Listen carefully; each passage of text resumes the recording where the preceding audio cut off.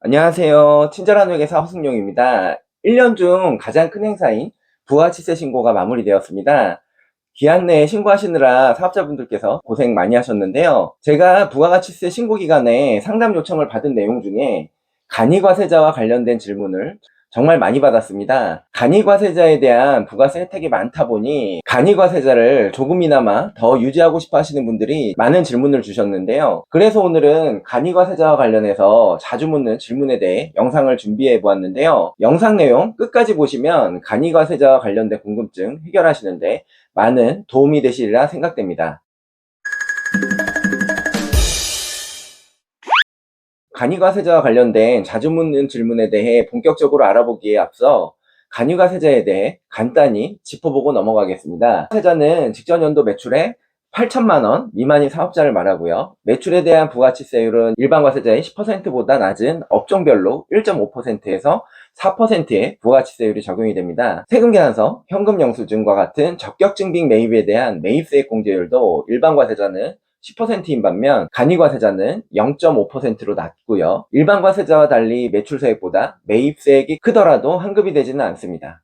신고는 1년에 2번 하는 일반 과세자와 달리 1년에 한 번만 신고하게 됩니다. 이제 간이과세자에 대한 일반적인 내용은 대략적으로 알아보았고요. 간이과세자에 대해 많은 분들이 자주 묻는 질문에 대해 하나씩 알아보도록 하겠습니다. 첫 번째 질문인데요. 2022년 7월 1일에 신규 개업한 사업자인데 매출액은 5천만 원입니다. 2023년에 간이과세자로 유지가 될까요? 라는 질문인데요. 신규 사업자분들이 많이 물어보시는 질문입니다. 간이과세자 기준 매출 8천만 원을 따질 때 신규 사업자의 경우 연한산 매출액을 기준으로 판단을 하게 됩니다. 질문 내용을 기준으로 살펴보면 7월 1일부터 6개월 동안 사업을 했기 때문에 연한산 매출은 5천만 원을 6개월로 나누고 다시 12개월을 곱하면 1억 원이 됩니다.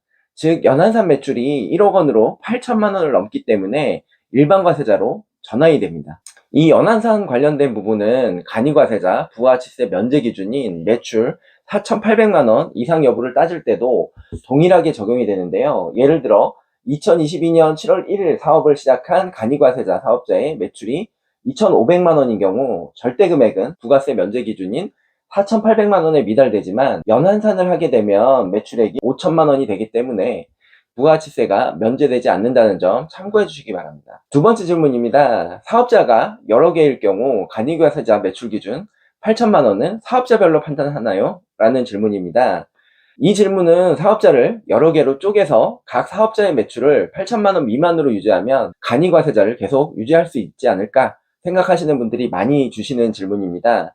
하지만 안타깝게도 사업자가 여러 개인 경우 간이과세자 매출 기준은 개인이 가지고 있는 모든 과세사업 매출을 합산하여 판단하게 됩니다. 따라서 각 사업자의 매출이 8천만 원을 넘지 않더라도 합산 매출이 8천만 원을 넘게 되면 일반 과세자로 전환된다는 점 참고해 주시기 바랍니다. 세 번째 질문입니다. 단독 명의 사업자가 하나 있고 다른 사람과 같이 운영하는 공동사업자도 있는데 이 경우 간이과세자 기준은 어떻게 판단하나요? 라는 질문인데요. 두 번째 질문처럼 단독 명의 사업자의 매출과 공동사업자의 매출을 합산해서 간이과세자 기준을 적용해야 하는지에 관한 질문입니다. 결론부터 말씀드리면 단독 명의 사업자의 매출과 공동사업자의 매출을 합산하지 않습니다.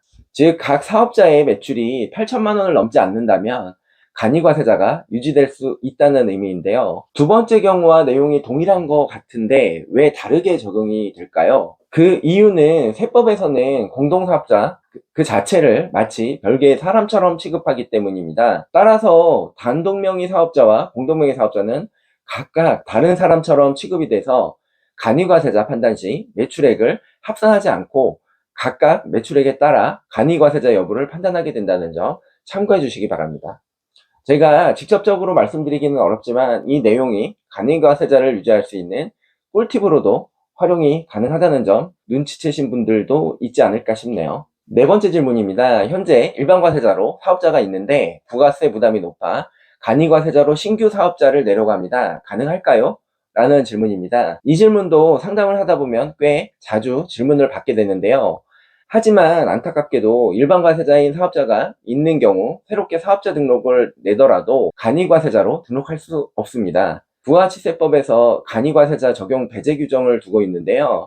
그중 하나가 바로 일반과세자인 다른 사업자가 있는 경우 또 다른 사업자에 대해 간이과세자를 적용하지 않는다는 내용입니다. 다만 일반과세자가 아닌 간이과세자인 사업자만 있는 경우에는 또 다른 간이사업자로 낼 수 있으니까 이 점 참고해 주시고요. 다섯 번째 질문입니다. 매출이 간이과세자 기준을 넘어가게 되면 언제부터 일반과세자로 전환이 되나요? 라는 질문인데요. 한 해 동안의 매출이 8천만 원을 넘게 되면 다음해 7월 1일부터 일반과세자로 전환이 됩니다. 예를 들어 2022년에 매출이 8천만 원을 넘은 경우 2023년 7월 1일부터 일반과세자로 전환이 됩니다. 2023년 1월 1일부터 6월 30일까지는 간이과세자로, 2023년 7월 1일부터 12월 31일까지는 일반과세자로 이렇게 구분이 됩니다. 따라서 부가치세 신고도 상반기는 간이과세자로, 하반기는 일반과세자로 이렇게 두 번 신고해야 된다는 점도 꼭 기억해 주시기 바랍니다. 참고로 일반과세자 전환은 별도의 신청 절차 없이 세무서에서 직권으로 전환하게 되고요. 보통 전환되기 1개월 전까지, 그러니까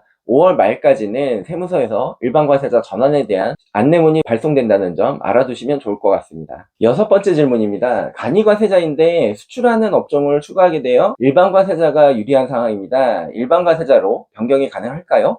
라는 질문입니다. 처음에는 간이과세자가 유리했지만 사업을 하다 보면 일반과세자가 유리한 상황이 발생할 수도 있습니다. 질문의 내용처럼 국내 판매만 하다가 수출을 하게 되면 수출의 경우 영세율이 적용이 되기 때문에 수출의 비중이 높은 경우 부가세 환급을 받을 수 있는 일반과세자가 유리하게 되는 경우가 대표적인 예입니다. 이때 고려할 수 있는 것이 바로 간이과세자 포기신청 제도인데요. 일반과세자를 적용받고자 하는 달에 전월 말일까지 간이과세자 포기신청서를 제출하면 일반과세자로 변경이 가능합니다. 예를 들어 간이과세자인데 2023년 7월 1일부터 일반과세자로 적용을 받고 싶은 경우 2023년 6월 말까지 간이과세자 포기신청서를 관할 세무서장에게 제출하면 2023년 7월 1일부터 일반과세자로 전환이 됩니다. 간이과세자 포기신청은 홈택스를 통해 간단하게 제출할 수 있고요. 다만 유의하실 부분은 간이과세자 포기신청을 하게 되면 3년 동안은 다시 간이과세자로 적용이 불가능하게 되니까 신중하게 고민 후 신청하시는 게 필요하다는 점 꼭 기억해 주시기 바랍니다. 지금까지 간이과세자와 관련해서 자주 묻는 질문 6가지에 대해 설명드렸는데요. 간이과세자의 세금이 단순해 보이지만 생각보다 복잡한 부분이 많기 때문에 영상 내용 잘 참고하셔서 사업 운영에 도움이 되시길 바라고요. 혹시 영상에서 다루지 않은 다른 궁금한 내용이 있으시면 댓글로 남겨주시면 관련 내용 모아서 다른 영상으로 설명해 드릴 수 있도록 하겠습니다. 이상 친절한 회계사 허승용이었습니다. 감사합니다.